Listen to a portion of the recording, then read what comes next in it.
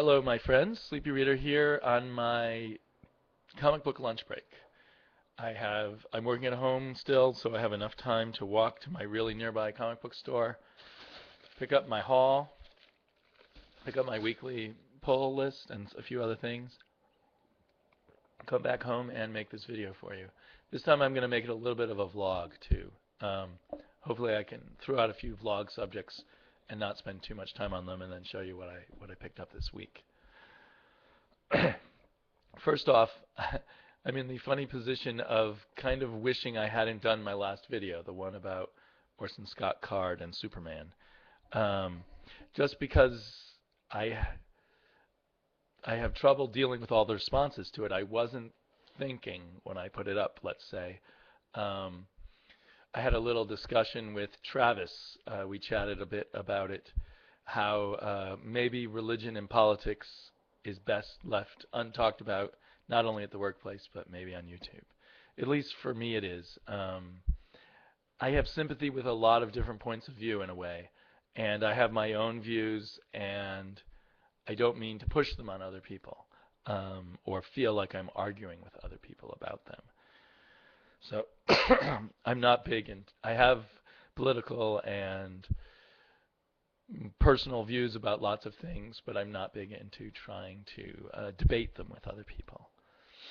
And I got a lot of nice comments. No one was mean or anything, but I still struggled with. I answered everyone, but I struggled with how to answer them and felt bad in a number of ways. And then I saw some more articles by Orson Scott Card, one from 1990 and one from 2004, both of which I found kind of distasteful. So it makes me like him less. Uh, my basic idea I still stand by. It's funny because I believe he's only co-writing like one or two issues of the digital first Adventures of Superman. So his role is pretty small. Probably someone else is scripting and he's helping with the plot, would be my guess, and lending his name and getting to fill whatever childhood fantasy he might have had about writing Superman. If you're really into boycotting publishers, go after his book publishers and the movie studios that are backing a movie by him. I believe that the book publishers are Tor and St. Martin's. But I don't really condone that either. But the reason I did that video was as a response to what I thought were bad journalistic practices of people just repeating a lobby group spin on a person without doing their own research, and repeating that spin as if it were the known facts, period. And even though I've read some bad articles now written by Card, I don't know how big of a part of his thinking those are, and whether he would stand by those articles now. But they were disturbing. Oh shoot, I've forgotten his name. The Real Amos did a nice video on this same subject, where he suggested that the best approach to someone like Orson Scott Card, if you disagree with him, is shaming. Bring his words and what appears to be his position, what he's stated, out into the open and let everyone see it. And I think that might be very effective. He might be happy saying these kind of extreme things when he thinks he's talking to a smaller audience of sympathetic, like-minded people. And if he realizes that everyone he knows is going to hear him saying these things, and everywhere he goes, people are going to know he said these things, he might watch what he says some more and think about it a little more. In high school, I said a lot of homophobic things, which I was just being a clueless teenager, and no doubt added to some people's difficulties in life, but I was not thinking about it, and I was not truly believing what I said, except that I'd never even thought about what I'd said as a teenager. Just, being a silly teenager. So it's possible, with some people. I think that sometimes works with fighting racism to expose to a broader audience what people are saying, and then they really regret it. And in the long run, that helps move things forward. um, so yeah, it's hard to know what to say after that. A while back, I really liked a vlog by Scott Costin Brownstar, where he talked about community and how good this community is and everything. And for me, I think part of it is, I mean, obviously a lot of kind of good people are drawn to this, and we have this thing in common that gives us a base that we don't have with people that we meet in real life, in a sense. But to me, another wonderful thing about YouTube, and partially because of my lifestyle right now, is that it's friends when you have time to be friends. There's no demands. I can put up a video when I want. I can watch people's videos when I have time. There's no commitment, but I'm happily committed when I have time. Watching as many videos as I can, making videos when I can. And this just feels more comfortable. And any other kinds of friendships come with strings attached at some point. And that's not to say that I wouldn't want to meet people in person, although the fantasy of a large group of us coming together doesn't turn me on a whole lot. I'd rather meet people individually or in small groups. Um, One thing that this YouTube community has is it's a party where everyone gets their chance to talk.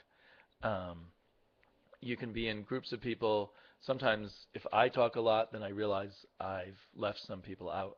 Or in some groups, I just hold back and I don't talk very much. And I feel like no one knows what I think on a subject. And they're just all pleased by what they've said. So here everyone gets equal time. I wanted to mention a new YouTuber that people are probably starting to discover, Spiro Harvey. I wanted to say Spiro Henry. Spiro Harvey, and it's pretty amazing. He started a sort of database list that we can all go to of who are the members of the community, and there's some gray areas there.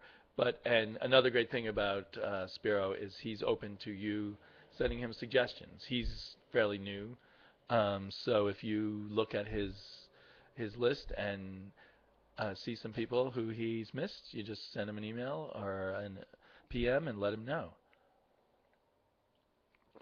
So he's a great addition to the community.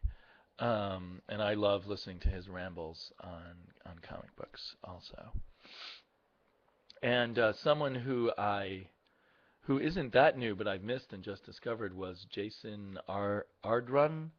Pardon me if I've mispronounced your last name. Who does a lot of fun videos, review videos basically, and I'm enjoying those a lot. And there's lots of other people. I just wanted to mention those two right now. I was kind of excited about the Green Lantern news. I may be adding a bunch of Green Lanterns to my pull list. I've been reading Green Lantern in trade, but I'm kind of excited to see what Robert Venditti will do on the main Green Lantern title. And Joshua Hale Fialkov of iVampire fame is going to be doing two Green Lantern titles, and very interestingly, the Red Lanterns. I really want to see what he'll do on the Red Lanterns, because that seems almost like a horror comic anyway. So since he did such a great job on a horror comic, it could be a lot of fun seeing what he does on Red Lantern. So that's really good news in my book. The only bad news is that shortly Peter Milligan won't be on any books, and he was doing a good job on Red Lanterns and doing a great job on Stormwatch. But hopefully he'll pop up elsewhere. I know he is doing one Legends of the Dark Knight arc, the digital first Batman. So that's good. So what did I get this week? I only had 4 books on my pull, so I picked up a number of other things, and I grabbed Legion of Superheroes, which I haven't been reading except for the 0 issue, which I didn't like. But what attracted me here is the art is by Keith Giffen and Scott Kolbish in their proto Jack Kirby, not proto, but post Jack Kirby mode, the same kind of art style they used in OMAC. So I'm really craving that. I thought they did a really good job as Kirby imitators, and added a little something of their own to it. So I'll probably get, assuming this is even semi-readable, I'll probably get these as long as they're doing the artwork that way. And just for the fun of it, I picked up Supergirl. I pick up Supergirl every now and then and just don't quite get onto it, but it looked like it would be fun to see her dueling with Wonder Woman, so I thought I'd give that a try. Vibe number 1. I read something about it online that made me want to give it a try. Oh, that his powers may come from boom tubes. That might be fun. That might be cool, so I wanted to check that out. This one, Arsenal, I think he's a character from the Suicide Squad. I know nothing about him, but I loved this cover, so I just grabbed it. And I've heard really negative and really positive reviews of Katana 1. This is from last week, but I decided to pick it up this week to see to see what I think of myself. I love this cover. I like the character Katana, the whole husband soul and their sword and stuff. But I've always heard bad things about Ann Nesenti's writing, and I kind of associate her with 90s comics. But I'll give it a try. And Fatale, which was supposed to be on my pull list and then sold out and was not in my subscription box last week, came in again at my store, so I picked that up. I'm switching Fatale, at least for now, over into comics rather than trades. And then from my pull, my beloved Daredevil. Hopefully this continues to be great. Saga, I'm sure it'll continue to be great. It's hard to imagine it not. Fables, which I'm way behind on reading. I'm getting at my pull, but I haven't read very many issues lately. And Wonder Woman, who I'm a little worried about. The issues have still been good, but they haven't been as great as they used to be. Story stretching out. The character of Orion that was introduced was not particularly compelling. Still, every issue has some cool aspects, but I hope it starts coming together more as a story. I am kind of looking for books to drop, and it's hard. I actually just added some books. I added the upcoming East is West to my pull list. Or sorry, East of West? Or West of East? East of West. Which is a new Jonathan Hickman science fiction book that's coming out. And I can't remember the name of it, but the new Mark Millar, Frank Quietly comic book I added to my list also. So it should be interesting to see how those are.